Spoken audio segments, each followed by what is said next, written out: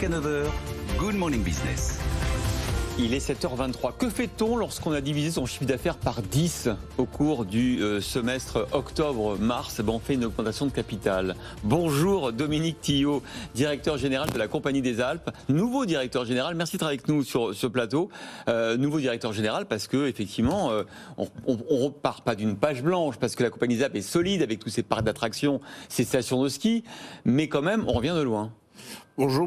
Effectivement, quand on a divisé par 10, eh bien, on fait le dos rond et on se prépare. On se prépare pour la reprise. On se prépare. On n'a jamais complètement arrêté d'investir. Et puis, la reprise avec la passion, la maîtrise de nos métiers par nos collaborateurs, on est un peu plus...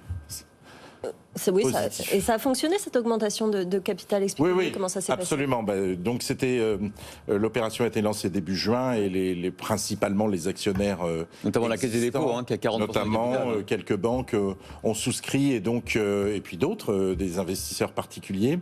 Ça a été un succès. Mais au-delà de l'opération elle-même, c'est être capable de rebondir le plus vite possible, de reprendre un cycle d'investissement et surtout de croissance tel qu'on l'a connu avant cette crise d'une brutalité absolument inouïe. Est-ce que ça vous donnera des moyens de réinvestir? Parce que ça va permettre de boucher les trous. Je le disais, votre chiffre d'affaires, il est passé quand même de 470 millions d'euros sur un semestre à 31.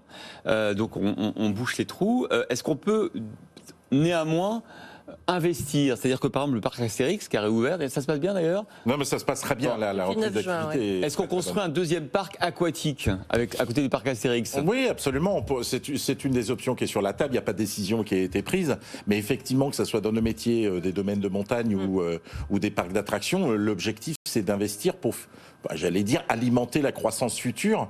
Et ces investissements redonneront, avec quelques années de délai, alimenteront cette croissance. Vous sentez qu'il y a une envie aussi bien sur les parcs d'attractions que sur les stations de montagne d'ailleurs? Absolument. On ne dit plus les stations de sport d'hiver. Il y a une raison à ça, vous allez nous l'expliquer, mais vous sentez que les gens sont demandeurs de ces activités?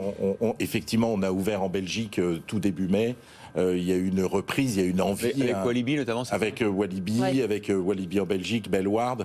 On a repris aux Pays-Bas aussi, en Autriche, et puis en France le 9 juin. Et dans tous les cas, il y a eu une envie désespérée de loisirs qu'on a tous connu, avec un effet terrasse, on peut dire.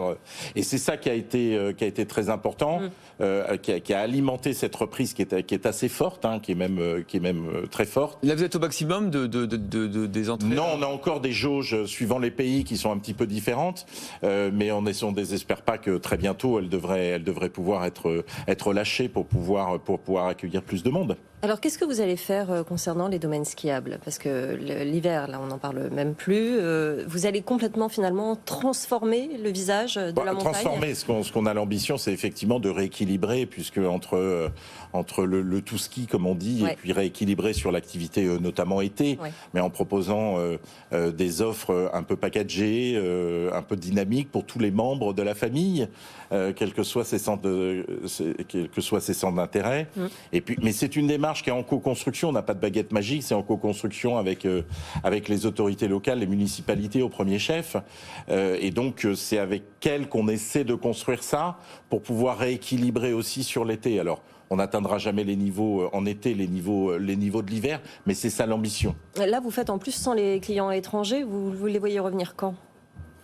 Sans les clients étrangers. D'abord, nos activités, peut-être hors le ski pur et dur, mais nos activités sont plutôt sur des clientèles domestiques, au sens belge en Belgique, française en France principalement.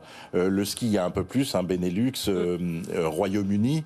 Donc là, on a encore un petit peu plus de temps et on espère que la campagne de vaccination, qu'il n'y aura pas d'émergence de nouveaux variants qui pourraient contrarier la reprise de la saison. Malheureusement, vous avez vu, il y a des pays où les variants commencent à prendre le dessus. Ça vous inquiète pour l'automne? On n'espère pas un deuxième cataclysme, notamment sur les stations de sport d'hiver. On ne veut pas y croire. On est résolument optimiste. On s'est lancé dans cette opération. Dans l'opération, on relance des investissements de manière significative sur plusieurs années. Nous, on a un cycle d'investissement assez long quand on prend la décision et qu'on investit.